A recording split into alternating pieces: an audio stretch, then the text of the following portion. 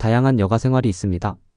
등산, 낚시, 골프, 여행, 자전거, 바이크, e스포츠, 식물, 키우기 등등 너무 많아 헤아리기도 어려울 정도입니다. 그중 저의 유일한 여가 생활인 낚시, 그것도 붕어 낚시에 대해 이야기해봅시다. 낚시는 누구나 쉽게 즐기는 수 있는 취미 중 하나입니다. 낚시의 종류도 장소에 따라 바다와 민물로 나눌 수 있고 각각 또 수많은 장르가 있습니다.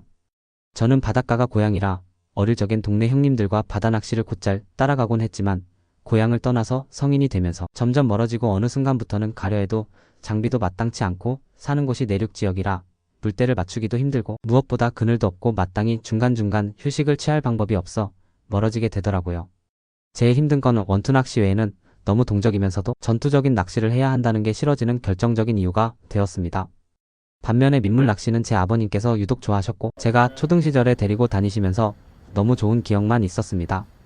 저수지 물가에서 반딧불을 보고 쫓아다니거나 아버지가 끓여주신 라면은 왜 그리 맛있는지 나무를 주워다가 불을 피우고 숯을 만들어 구워주신 대갈비의 맛도 잊을 수가 없습니다. 잘 먹는 저를 보고 웃으시며 막걸리 한 잔 드시는 모습이 너무 선명하게 떠오릅니다. 제가 심심해할까봐 얕은 물가에다 만들어주신 방울 낚시에 대한 소중한 기억 등등이 긍정적으로 남아있어 30대 중반부터 직장 상사에게 붕어 낚시를 배우고 쫓아다니며 지금까지 즐기고 있습니다. 그리고 저도 제 아버님이 그러셨듯 제 아들이 어릴 때부터 붕어 낚시를 데리고 다니며 똑같이 라면도 끓여주고 갈비도 구워주며 잘 먹는 아들을 보면서 소주 한 잔을 마실 때 제가 어렸을 때 아버님이 웃으시는 이유를 알 것 똑같았습니다. 지금은 어머님과 두 분이 안식처에서 영면하신 지 오래이지만 시간이 가고 나이가 들어도 그리움은 짙어지네요. 아마도 유년 시절의 그런 긍정의 기억들이 제가 붕어 낚시를 특히나 좋아하게 된 이유 중 하나일 겁니다. 누구나 쉽게 시작할 수 있으면서 조금만 배우면 혼자 즐길 수 있는 여가 생활이 유일하게 낚시가 아닐까 생각해봅니다. 골프도 팀이 있고 부킹이 돼야 하고 자전거도 혼자 탈 수 있지만 체력과 근력이 필요하고 배드민턴이나 탁구도 상대가 있어야 하지만 낚시는 값싼 낙사대 하나만 있으면 혼자서 물가에 갈 수 있으니 얼마나 좋습니까? 붕어 낚시의 가장 장점은 뇌를 쉬게 할 수다는 점인 것 같네요.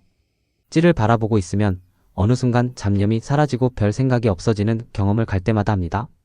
그러다 찌가 쏟아오르거나 옆으로 끌리는 걸 보면서도 찌가 올라가네, 찌가 옆으로 가네 하고 느낀 대로 생각만 할 뿐 챔질할 생각조차도 안 하게 되는 경우도 많았고요.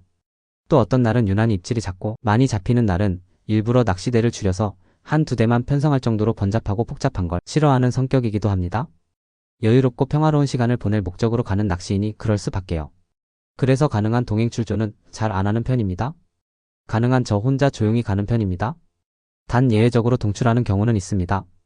그건 성인이 된 아들이 가끔 저랑 낚시 가고 싶다고 하면 그때는 두말 않고 같이 출조합니다. 소주나 맥주를 가방에 몇 병 챙기는 건 필수지요. 처음 붕어 낚시를 시작하고 빠져들기 시작할 때는 저도 남들과 똑같이 장비를 사들이고 바꾸고 기법을 공부하고 미끼도 바꿔보고 나중에는 제가 미끼를 만들어 보기도 하고요. 옥내림이 뭔지 공부하고 중층 낚시는 뭐지 찾아보고 별별 난리를 치던 때가 있었습니다. 그때는 낚시를 하다가도 어디서 잘 나온다고 하면 채비를 다 걷어서 새벽녘이라도 곧바로 이동하는 열정도 있었지요. 남들 안 가는 산속 소류지를 찾아다니며 차가 못 들어가서 장비를 짊어지고 산을 넘어가기도 허다했고요. 그러다가 40대에 접어들며 갑자기 흥미를 잃어가기 시작했습니다. 직장인이 그런 낚시를 하다 보니 시간도 부족하고 주말에 집에 있을 겨를도 없고 무엇보다 체력이 안 받쳐주기 시작하고 비용도 많이 들기 시작하더군요. 그런 찰나에 소류지나 저수지에 떠있는 수상자대를 경험하고는 완전 신세계였습니다. 그때만 해도 전기가 연결되지 않아 보트 타고 들어갈 때 주인장이 자동차용 배터리를 하나씩 챙겨 들어갔지요. 그걸 이용해 겨우 방 안에 작은 형광등 하나 정도 켰던 걸로 기억하네요. 난방은 브루스타에 올려놓은 냄비 보일러, 아시는 분들은 아실 겁니다. 의외로 따뜻했습니다. 지금도 저는 낚시가 하고 싶으면 자대만 타곤 합니다. 그것도 예당지만 다니게 되었습니다. 가능한 일찍 들어가서 장비 세팅을 끝내고 한숨 자거나 가까운 광시에 가서 육회비빔밥 한 그릇 하는 재미도 있고요. 아예 광시에서 고기를 사서 자대 위에서 구워 먹기도 하지요. 이런저런 글을 찾아보면 붕어 낚시의 매력으로 자연 속의 힐링이니 집중력 향상이니 성취감 등등을 말합니다. 틀린 말들은 아니지요. 각자가 느끼는 게 다를 테니까요. 제가 생각하는 최고의 매력은 혼자서 조용히 어떤 간섭도 배제하면서 마음의 평화를 얻을 수 있다는 점입니다. 그래서 저는 가능한 최대한 불빛이나 도로에서 먼 곳으로 들어가서 휴대폰도 무음으로 설정합니다. 그리고 요즘은 가족 낚시가 대세이듯 가족과 함께 충분히 즐길 수 있다는 점도 좋고요.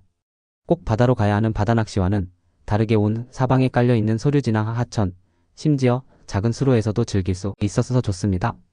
작년 봄 어느 날 토요일 오후에 작은 수로, 약간 큰 또랑 정도 되는 수로에서 짧은데 2대를 펴고 낚시하는데 동네 어르신이 오셔서 이런 얘기 저런 얘기를 나누는 순간들도 특별한 기억이었습니다. 가져간 여분의 커피와 간식거리를 나눠드렸더니 막걸리 2병을 사오셔서 그때부터는 조용한 낚시는 뒷전으로 밀리고 어르신과 둘이 한 대씩 가지고 아주 재미있는 순간이었습니다. 그런데 그분도 작년을 못 넘기고 소천하셨지요. 주름이 가득한 얼굴과 손, 평생 농사만 지으시며 막걸리를 즐기시는 소박한 삶을 사신 분이었습니다. 아마도 돌아가신 제 아버님과 닮으셔서 그런지 제 마음이 더 아프기도 했습니다. 아무튼 붕어 낚시는 혼자 즐길 수 있으며 마음의 평화를 찾을 수 있고 가족 또는 마음이 잘 통하는 이들과 즐길 수 있는 몇 안 되는 여가 생활입니다. 어린 자녀가 있다면 아이들과 소통의 시간이 되기도 하고요. 부모님과도 좋은 추억을 만들 수 있습니다. 자연 속에서 함께 시간을 보내다 보면 관계를 더욱 돈독히 하는데 너무나 좋은 취미입니다. 일과 사람과의 관계가 너무 힘들어서 스트레스가 있으시다면 진짜 추천해 드릴 만한 취미입니다. 마음의 평화를 찾을 수 있는 붕어 낚시로 여러분도 삶의 여유를 즐겨보시길